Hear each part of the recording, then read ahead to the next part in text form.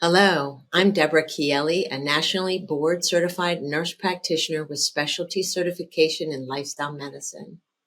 And I'm Susie Spell, a nationally board certified nurse practitioner, also certified in lifestyle medicine. The following interview was part of a series that informed our presentation at the 2023 Annual Conference of the American College of Lifestyle Medicine, ACLM, titled Nurses in Action, How Nurses Operationalize Lifestyle Medicine in Modern Settings, and You Can Too. In this series, nurses from diverse backgrounds and practice settings and their champions tell their personal and professional stories about discovering lifestyle medicine and how they're implementing it across a wide range of settings.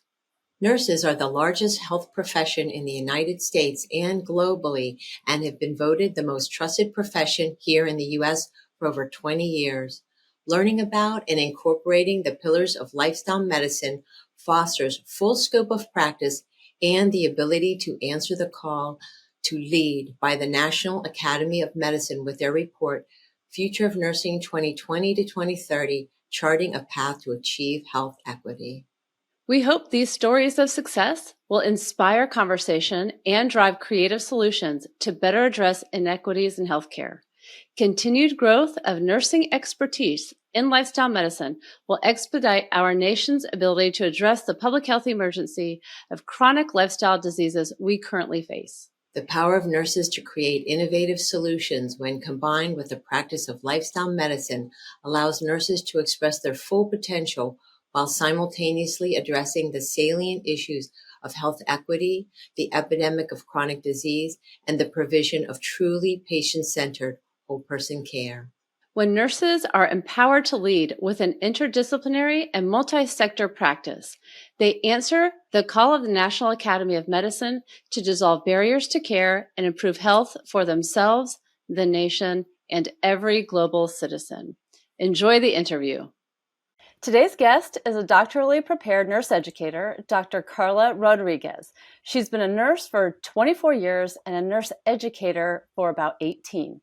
Dr. Rodriguez teaches medical surgical nursing and an elective course called Lifestyle Approaches and Wellbeing in Nursing to undergraduate nursing students at New York University's Rory Myers College of Nursing.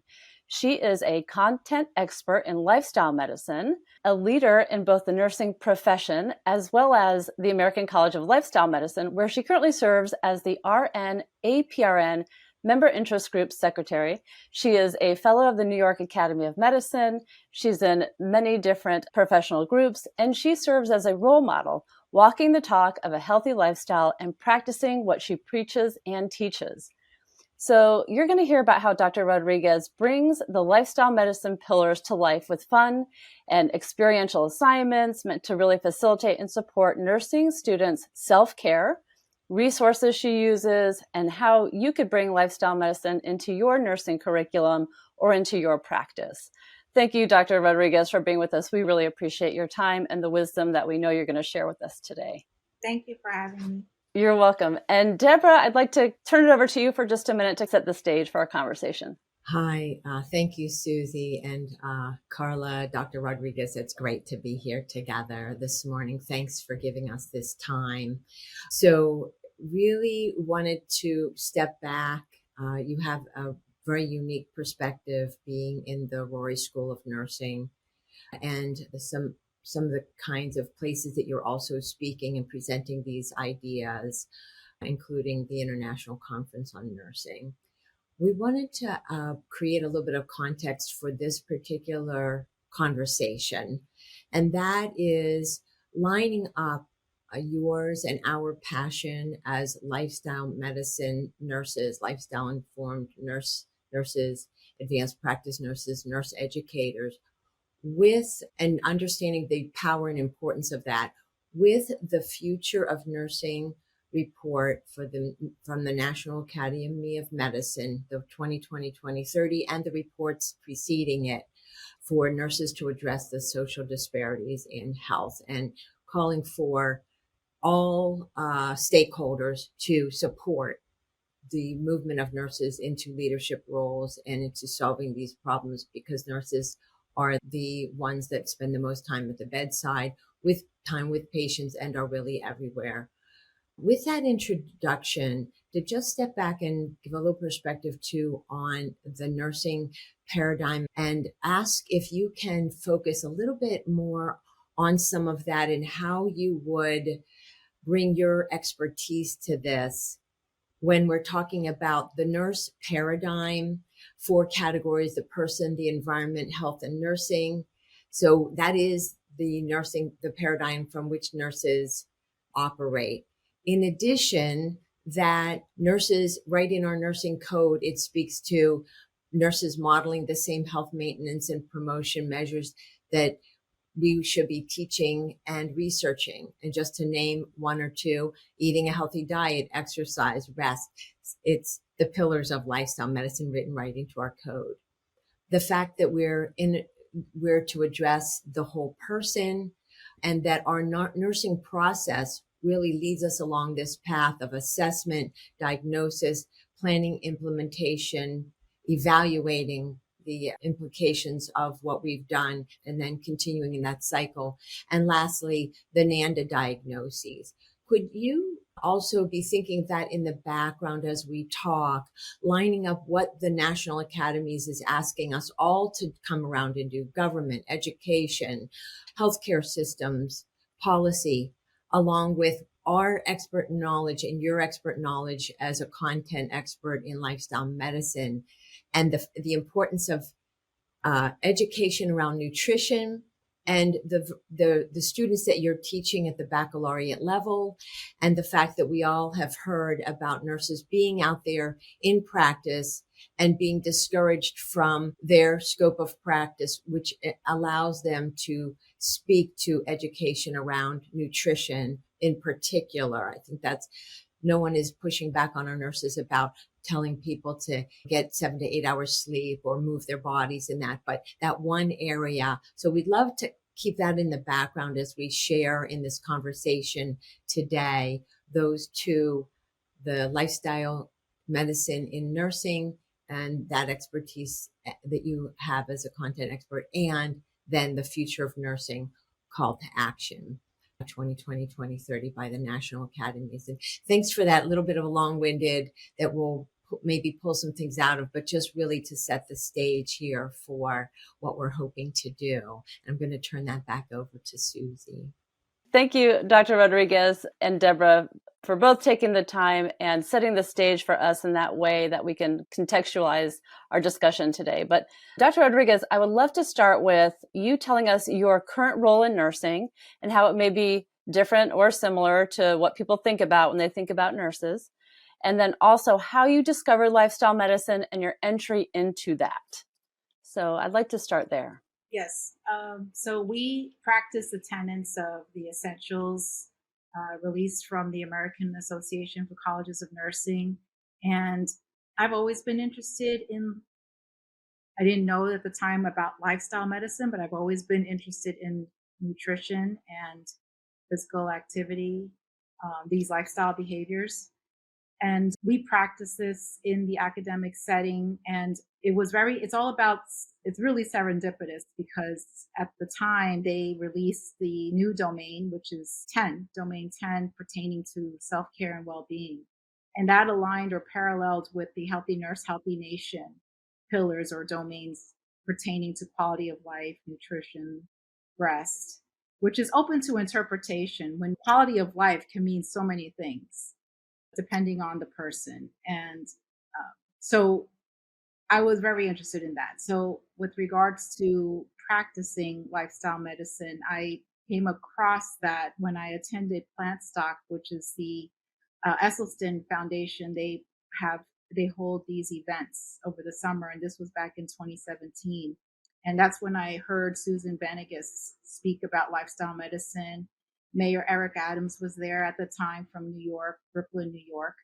And I approached Mayor Eric Adams. I even approached Susan Benegas pertaining to the certification exam, because I heard about the certification exam open to all disciplines. And I was really interested at the time. So I spoke to Mayor Eric Adams, and I asked him, being that I was a Sigma Theta Tau Upsilon, that's my chapter, education committee chair, I asked him if he would by any chance speak for us about lifestyle medicine, because he presented and gave his story at the plant stock event, and we exchanged cards, and he actually did the following year, because he came in February. I know this because it was around Valentine's Day. It was actually on Valentine's Day. He came, and so did Dr. Michelle McMacken. They both came, and they presented to the nursing, or to just at the nursing school, with among faculty and students. It was still new. The concept of lifestyle medicine, not as new as it was back then, it was really new. But when he gave his story pertaining to diabetes and how he used the word reversed his diabetes, he didn't use the word remission. He just said he reversed his type 2 diabetes. So that was a turning point for me. And anecdotally, my family also suffered from chronic health conditions too. I was already before I turned my life around with plant-based meals, or really, I was vegan too. I would go on and off depending. I didn't do it right in the beginning, so I was vegan at first, but I really didn't consume the amounts of food I should have consumed at the time, believe it or not. And yeah, that turned my life around. There's more I can say, but I don't know if you wanted to mention something. No, I think that was great. I'd love to know a little bit about, you said you were vegan already, so you already had that little inkling that led you in this direction, that when you heard about lifestyle medicine and reversal, to me, it did it for me. It sounds like it did it for you too, like ignited that passion. So how do you bring it into what you're doing now? I'd love to know, maybe tell us what you're doing now at NYU, and almost like the journey to get there. Like, what were some of the key relationships or conversations, or how did you get it started? Tell us about that a little bit. I take advantage any way I can. My background is in medical, surgical, nursing, populations for both adult and pediatric. So right now, this summer, I bring students to the clinical setting for pediatrics. I used to teach pediatrics for 2 semesters, but now I bring students to the clinical setting. I like being hands-on anyway, so that's fine with me. There's a number of ways. In adult medical surgical, our courses, I always speak about, when we talk about breast cancer or any type of chronic health conditions, because everything we talk about have to do with pretty much the chronic leading health diseases in the United States that are attributed to lifestyle. So one in particular I mentioned is the doctors, luminaries, but I mentioned one doctor in particular. There's many, but Dr. Esselstyn, pertaining to cardiac. And we always show that emblematic picture pertaining to stent and cardiac catheterization, and how before and after with plaque development when they when they change their lifestyle. But another doctor, Dr. Christy Funk, because we can't argue the fact that most of our nurses are in fact female. So when it comes to breast cancer in particular, there's this risk factors, and genetics plays a very small role pertaining to this. And students don't know that there's not just BRCA1, BRCA2, there's other genetic mutations that exist as well. But then we talk about exogenous hormones, and then I talk about estrogen, and where do we find exogenous hormones? In the plastics, in the foods we eat. If you do consume animal products, then are they grass-fed or organic? Just beside the point, because I can't change students or people's perception. If that's what they choose to do and consume meat, that's their choice.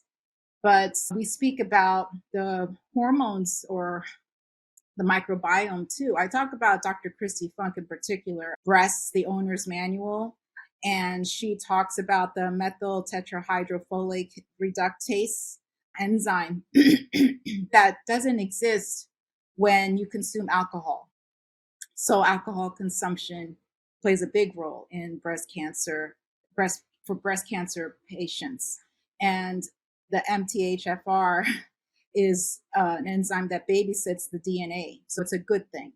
And when you consume a lot of alcohol, you get rid of, or you suppress that MTHFR, which doesn't release that folic acid in your body. So people are deficient, vitamin deficient, but they're not aware. Students are not aware. But we have medical surgical nursing, and I'm sure you can anecdotally speak to this as well. But when you took med surg, there's just so much information. It's so dense that there's not enough time to talk about everything. And I talk about the alpha and beta. I dispel the myth about soy and the alpha and beta cells or receptors, and that soy is in fact good for you.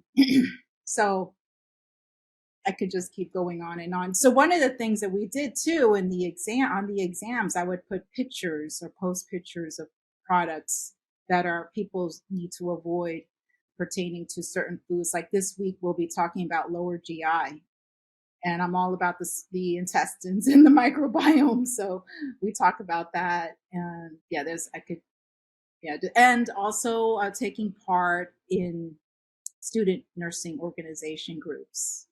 Plant-based lifestyle nurses group is one such group that myself and Dr. Dear Merlot we happen to be faculty advisors for. And they take part in, not all the students are in fact fully or 100% plant-based, but they incorporate a predominantly plant-based diet.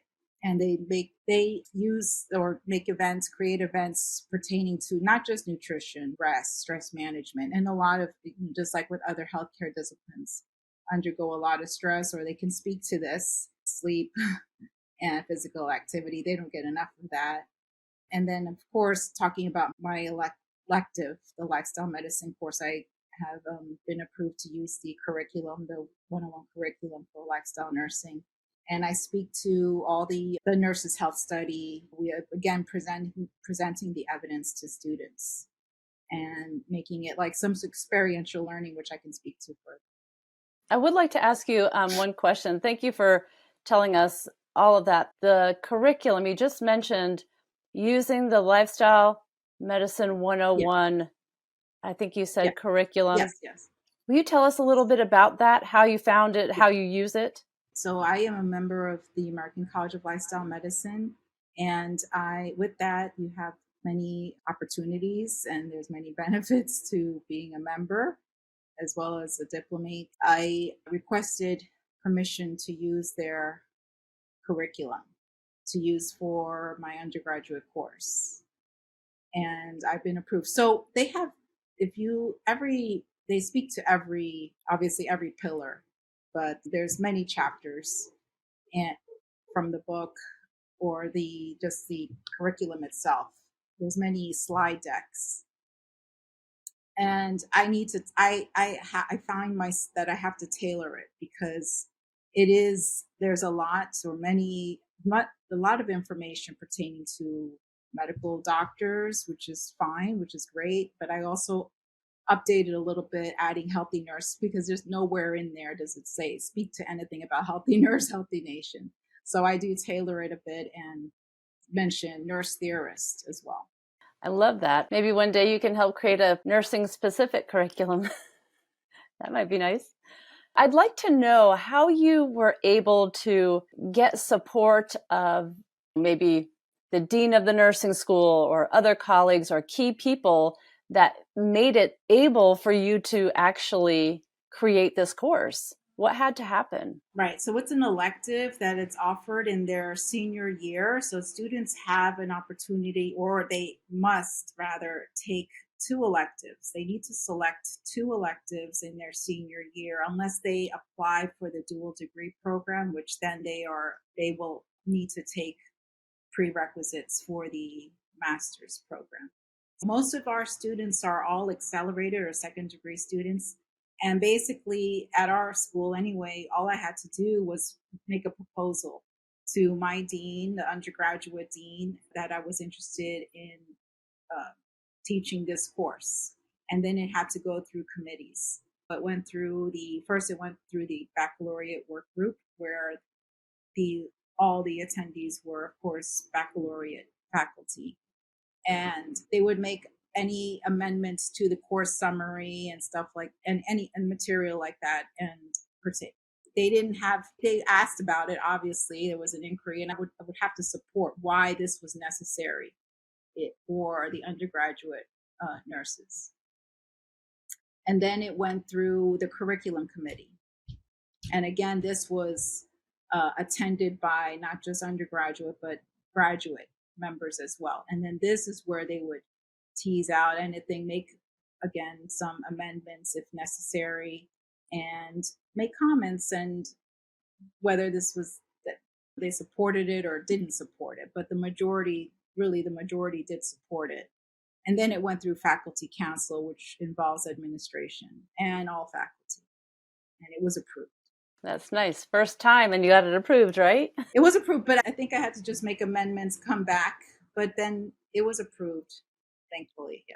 And what has been the response by, I want to know two responses. One is, as you've done this course, what has been the response of faculty or those in other leadership positions at NYU? And also, what has been the response of students? You could tell us both perspectives. Yeah, so my class holds 30 students at this point in time, which is fine with me. I do want it to be more intimate, so to speak, because ordinarily with the other courses I teach, we teach up to 160 students at one time. And there's no opportunity to have that one-on-one conversation with each and every student. So this has afforded me the opportunity to be more close and personal. And what's nice is that I knew these students in their first sequence when they first started in their nursing course. And now I get to see them as they end the nursing trajectory onto becoming graduate nurses. And they have, overall, they do like it. I do solicit a survey to students, the first day of class, I solicit a survey to gather some information or get some insight as to what they would be interested in terms of the pillars, and what they in fact do if they adopt any of these pillars, or what, obviously they adopt sleep, but how is their sleep hygiene? And then I do a post survey. Did they like the sprouts activity that we did in class? Or did they like the cooking class that we did? Like I did the sprouted oats. I know it's called something else, but it's not oats. It is oats. They look like rice kernels, but they're oats. We talk about that. And then faculty, come back to the students, but faculty, some of them know about it, or some, I know one professor, he works at Memorial Sloan Kettering in New York, and he knows a doctor there who teaches, or who is also a lifestyle medicine member, ACLM member. So word gets around. They do like the class, or students talk to each other too, and then they hear about the course. My course is a little different, obviously, from other courses in the undergraduate program, in that I don't offer a midterm or a final exam. I do post quizzes for students instead, and they have a lot of time. There's a exponential time limit. They really have a lot of time to finish their quiz, but they have to take it one time. And they do well. It's multiple choice. It's not meant to be tricky. The last thing I want to do is give them more stress in their last sequence. The assignments I give, one pertaining to culture, I address the health disparities. And it's not just me. I ask people or content experts to come in virtually or in person, and they'll speak to nutrition, they'll speak to diversity, they'll speak to, I try to get nurses, not that I try, I do get nurses who do come in and speak. Dr. Joanne Evans spoke about her book, Planting the Seeds, and she spoke to the classroom. So I try to get all these presenters to come in. Dermatologist, right now her name escapes me, but she's a New York City dermatologist. She's ACLM board certified. She also spoke to the classroom. Dr. Sapana Shah, who's the director of Bellevue Health and Hospitals Clinic. So she has graciously given her time I think this is the second semester now where students can choose or come in to her clinic and actually observe what an interview or a interaction is like between the doctor and the patient pertaining to lifestyle. And these are diabetic patients who are willing to participate in the program, plant-based lifestyle medicine program. That was a great opportunity for students to attend, and I was very happy about that. Faculty overall, sorry. I have some faculty who are part of also the task force pertaining to Healthy Nurse, Healthy Nation, because we did become a participating member, and the fact that the American College of Lifestyle Medicine is also an affiliate with Healthy Nurse, Healthy Nation is really important to address. So I try to make those connections to students. And that it's free. The Healthy Nurse, Healthy Nation, there's an app. There's an app for the physician's resources, Physician Committee for Responsible Medicine, 21 Days Kickstart Program. There's so many resources made that are available to them. It sounds like you are able to offer many different learning opportunities in different ways. It sounds like there's some experiential things, some presentations, just a lot of different ways that they can learn this material, not only learn it, but actually experience it for themselves. Yes, especially the Sprouts activity. It might sound a bit mundane, but many have not, they've heard of Sprouts, but then many have not eaten Sprouts or consumed Sprouts. They don't know about the nutritional information pertaining to many benefits of Sprouts and how it's easier on the digestion and packed with more vitamins than if pertaining, for example, broccoli sprouts, as opposed to just consuming broccoli. And you only need a 1 by 1 cubic foot of space in your living quarters. You don't need a kitchen. You don't need a kitchen to grow sprouts. You don't need a green thumb to grow sprouts. And again, American College of Lifestyle Medicine has graciously, I applied for a micro grant, and I have been applying for micro grants like every semester, and they've reimbursed me for the funds I would provide students with their sprouting jars, with the lids. Everything's new, obviously, and new packages of lentil sprouts or broccoli sprouts or mixed vegetable sprouts, and that they would grow at home when they had the time. There was at least sometime during the semester they had to dedicate that time to grow it at home and upload pictures of it. And we did hierarchy. We would talk about hierarchy of oats, not talk about it. I would bring all different types of oats to class, and they can see the differences between the oats, and I pass it around, and then we do case studies here and there about motivational interviewing, because most of American population is in the pre-contemplation stage. And myself, depending on what you want to change, if you want to change anything. I do have a follow-up question to that about the students in particular. They're learning all this information and probably putting it into action for themselves or feeling it, learning it. And how do they use it with either in their clinical rotation? Do you ever get any feedback about how they're able to institute this with their clients or with each other? Do they ever test this out? Do you have any feedback about that? Yes. Anecdotally, I always try to bring it back to the clinical setting. First and foremost, though, the course really is dedicated to the nursing student. But then, yes, how to apply this, right, to others, whether at work or at home.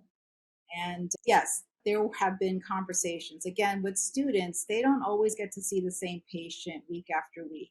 And it's once a week that they go see a patient. So that time is valuable. And if they have the opportunity, there have been conversations about one in particular with soy, and how immediately patients would try to dismiss consuming soy because it has negative benefits. So a student did offer some information, actually the opposite, pertaining to contradicting what the patient knew about soy. So that, and also self care, whether it be just a lot of patients feel like they have to take the extreme route. Just, I will stop consuming soda for the rest of my life, when that's not realistic for a lot of individuals. So how you can start, baby steps, small steps. And yes, anecdotally, I've had students happen to mention that, and really more importantly, students speaking to giving first accounts of their family members, like their dad, or their dad, especially one of the students' dad is all about lifestyle medicine, and he's trying to teach his daughter about lifestyle medicine, but it's the daughter who's resisting. So it's interesting. I like those stories. I like it when students share that in class. Yes, it makes it real to them. And what is your opinion? Can you share with us that what Deborah was talking about at the very beginning about nurses staying within their scope, but still being able to share nutrition information with their patients and clients? So the essentials bundle, that was given or provided by the American College of Lifestyle Medicine, is one important, at least, step in the right direction, uh, pertaining to continuing education credits for nurses, not just nurses, but all health disciplines, but to receive contact hours pertaining to nursing education. I did also connect ACLM with the New York chapter, or rather, the National Association for Hispanic Nurses. And they have agreed also to share this bundle among their members as well, just to disseminate, or spread the word pertaining to how important it is, especially because a lot of chronic conditions, or many chronic conditions, affect minorities, or people that are underserved populations, particularly brown and black populations. That is important pertaining to doing, spreading the word about that. So they became a partner with the American College of Lifestyle Medicine. And also the American Holistic Nurses Association. I'm part of the Diversity Nurse Task Force, and it's interesting because they also adopt a lot of holistic practices, but not a predominantly based diet at all. So that is something I'm trying to finagle my way into, and how this affects underserved populations when people are mostly consuming ultra processed food. Yes. And Deborah, do you want to jump in a little bit with any of the future of nursing kind of information as far as social determinants of health and our call to action as nurses as a group? Because she was just talking about underserved populations and that kind of thing. Yes, thank you, Susie. And if I may just circle back to just see if we can briefly touch on a couple of things. It sounds like one of the areas that nurses can do is connect things like the ACLM and it sounds like Healthy Nurse, Healthy Nation is really our friend in terms of addressing a lot of this. And can I just ask you a little bit more about how you utilize that with your nursing colleagues and with your students, in whether it be addressing the importance of addressing social disparities, and how that self-care aspect of Healthy Nurse, Healthy Nation really is playing out? This is a number of years in the process, but can you share a little bit more about how you leverage that and how important you feel that is? Yeah, I always address in class, or remind students about Healthy Nurse, Healthy Nation. They hear about this. It's not their first time hearing about self-care and well-being. They hear about it in professional nursing in their first sequence. It's threaded through the curriculum, but it's always great reminders. And again, they've received so much information that they tend to put that on the wayside, because they're not being tested on Healthy Nurse, Healthy Nation. They're not being tested on sleep. Just components. Yeah, we do teach sleep in their first semester, in the stages of sleep, and of course sleep hygiene.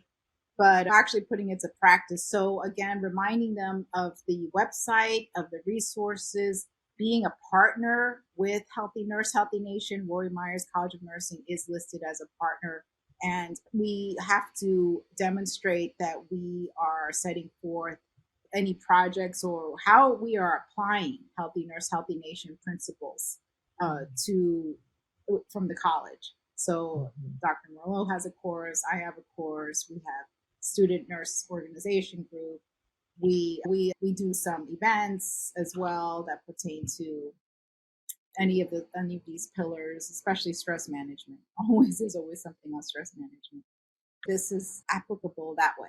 This is a very applied lifestyle medicine for nurses that you're able to take into the classroom. And it's something that any student can interact with because they can engage. And also, Rory School of Nursing has a responsibility to demonstrate how the school is implementing these principles of that healthy nurse for the healthy nation.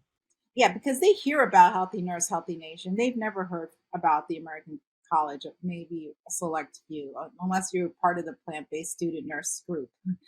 They haven't heard of the American College of Lifestyle Medicine, but I bring it up and I do bring it to their attention, and I provide them with the free work sheets, resources. I print out, though I don't like always printing out paper just for the planet, but a lot of students are tactile learners, and they have to see something in front of them because everything is online.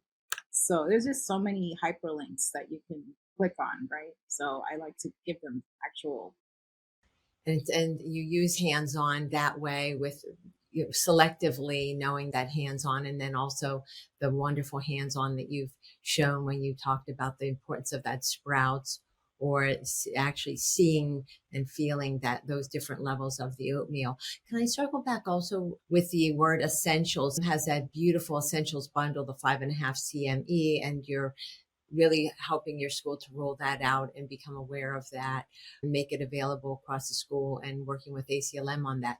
May I ask you about a different essentials, and that is the new nursing essentials.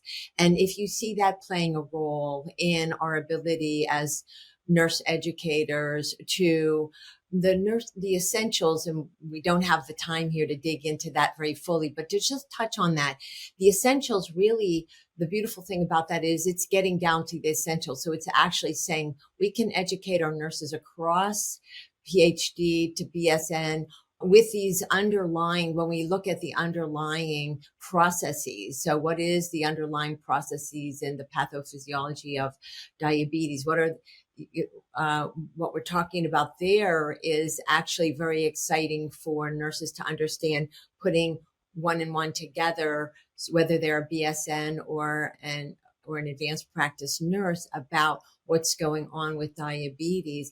Are you finding any ways to leverage that as that's just getting rolled out into nursing curriculums? And do you see that having an impact as we go forward in nursing education and being able to connect that with the dots of social disparities, which is built into the essentials, and then also lifestyle medicine?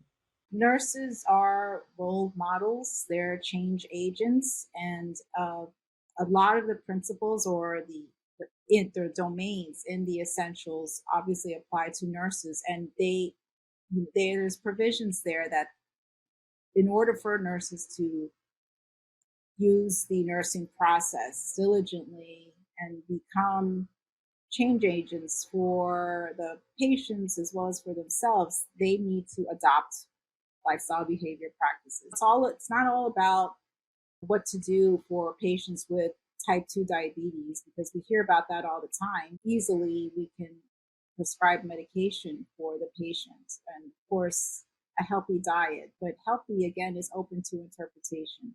So what in fact is a healthy diet? So we need to, I think, become more I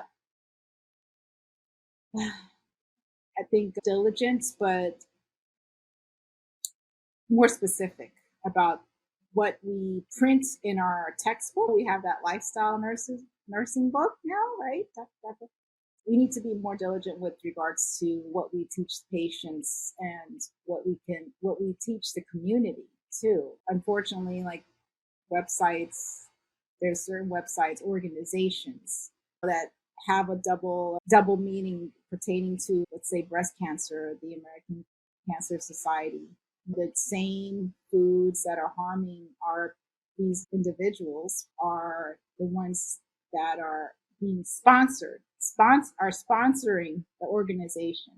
I was looking at that and how we can't do it alone. It involves a macro system, meso system pertaining to stakeholders, and to make in an effort to make those changes.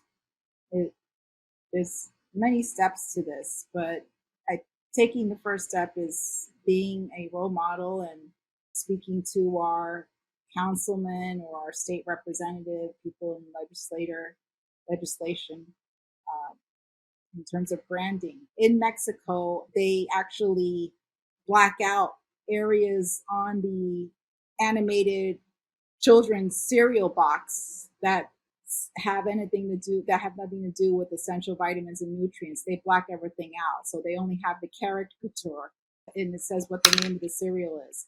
But they're not allowed to label that it has essential vitamins and nutrients, because it has tons of sugar as well. So that will never happen here, probably not to that same extent. So because of the information she was just sharing, I wanted to be able to tap into what some of the biggest, maybe the one or two biggest challenges you've had and that you see with this effort going forward. Pertaining to like the cereal, maybe? Is that what you're, is that No, the lifestyle medicine in general, within nursing. Oh yeah, I think it would be hopefully slowly but surely it's evolving. I know there's several schools who are practicing lifestyle medicine to some capacity.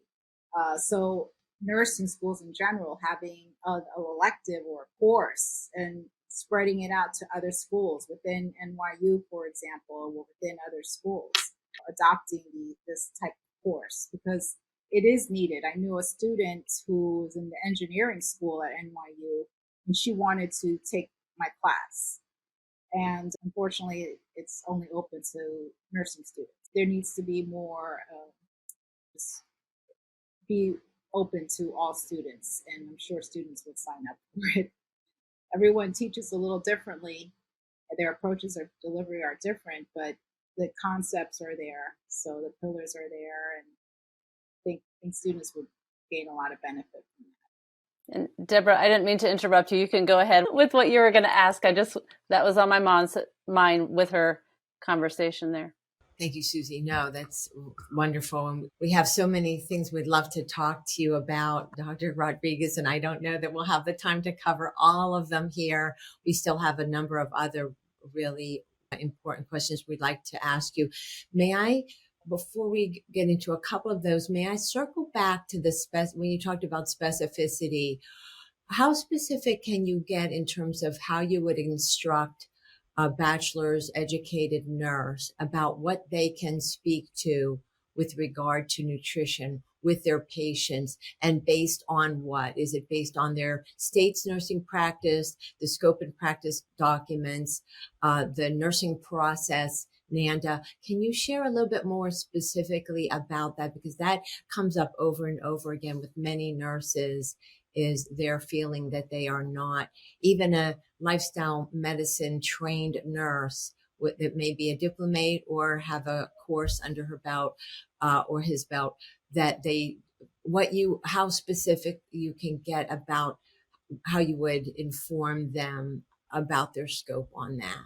Realistically, when I'm with students, I also coach some clients, but when I'm with students or nurses, when I see nurses, there is some window of opportunity to talk about diet, but then they refer any nutrition questions really will be referred or deferred to the registered dietitian.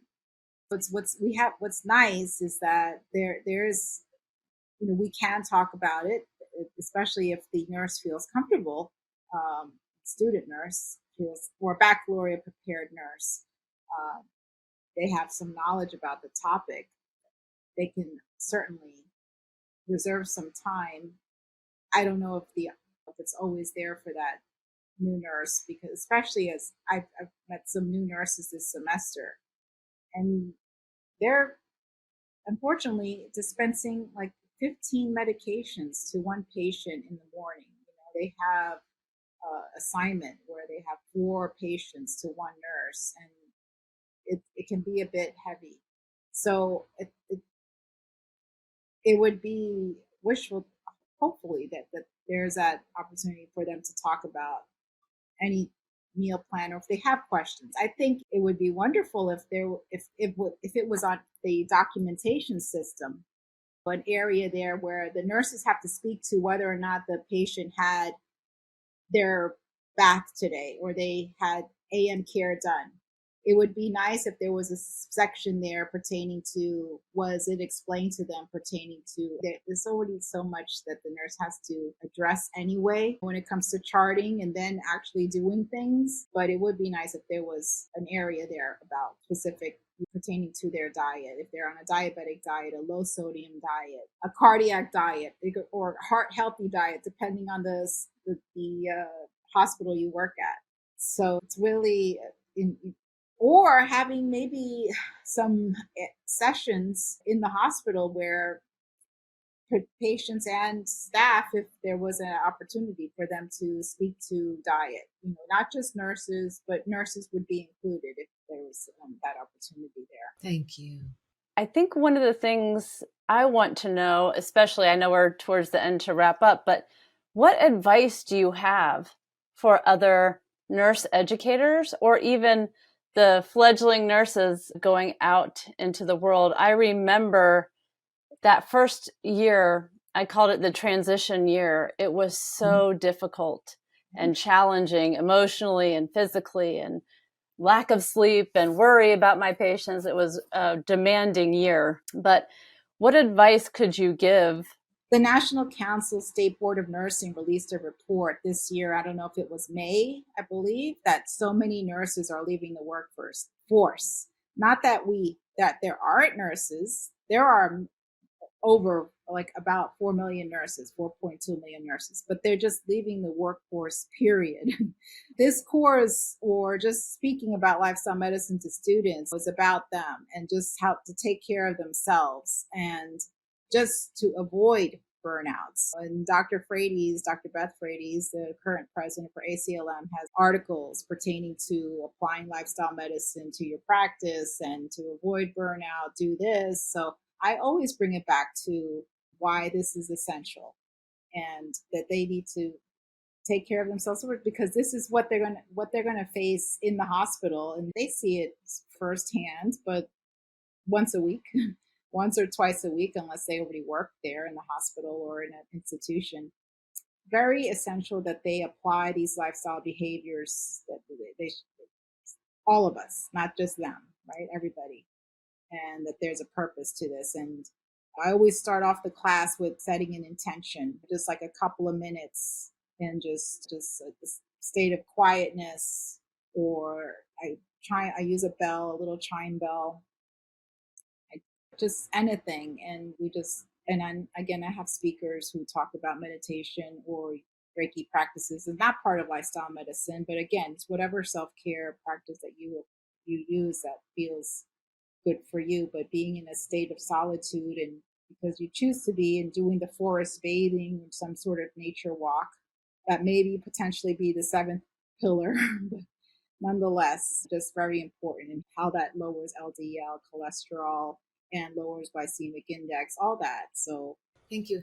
Any last thoughts, Karla? You're acting in such powerful ways in both worlds, in the education and in lifestyle medicine, lifestyle nursing. And then you're in these organizations about social disparities in health, and trying to shine a light to say we need to address these in some of the organizations you're at a state and national level. Can you speak in just a few minutes here about how would you bring these all together? What synergy? Any final thoughts about that? I think disseminating one's work is and knowledge is a good start. When I attended the International Council for Nurses conference in Montreal just in July this month, it was an eye opener for me because not, just speaking to people all around the world and sharing an Airbnb with 3 other lifestyle medicine nurses really made it rewarding. But sharing the information and what I do in class and about lifestyle medicine, what was nice is that there were Meryl Fury, who has her 6 Million Seeds podcast and website and organization, rather nonprofit organization. We took pictures of lunch when there were tables of foods there, one for beef, one for chicken, one for turkey, one that was vegan, literally just 100% vegan. And the vegan meals they were gone versus the meat. And when they were gone, there were more people. Imagine, I don't know how many, 6,000 people attended this conference, and people were complaining because they didn't anticipate that these meals were going to go fly off the table like the meat.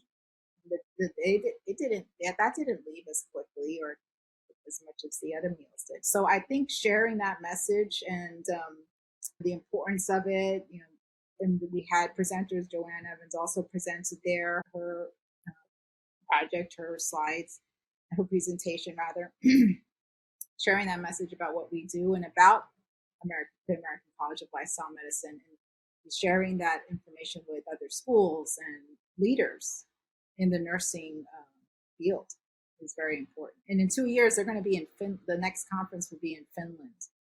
Yeah, Finland. It's not Sweden. It'll be Finland, which would be nice. Thank you for that. That was a beautiful picture there to say how ready we are as nurses to lead the way on this in so many ways. And they had dates as the dessert, pitted dates, it was nice. It was really nice. It wasn't like processed. It was good.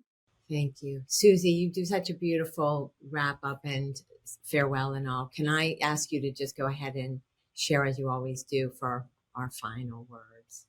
Oh, I can certainly give this a try to wrap it up. Dr. Rodriguez, thank you so much for sharing your wisdom, for being a leader in nursing education when it comes to lifestyle medicine. There's only a handful that I know of that are doing this and are really at the leading edge. So you are leading the way for the rest of us to bring this into nursing schools. I think there's been a lot of effort on the medical side, and now we're bringing it into nursing schools. And it seems like it's going to just keep gathering momentum. And I think when people hear what you're doing, how you're doing it, even the specifics of what you're doing, it will really pique their interest and spark their passion like it has for the 3 of us.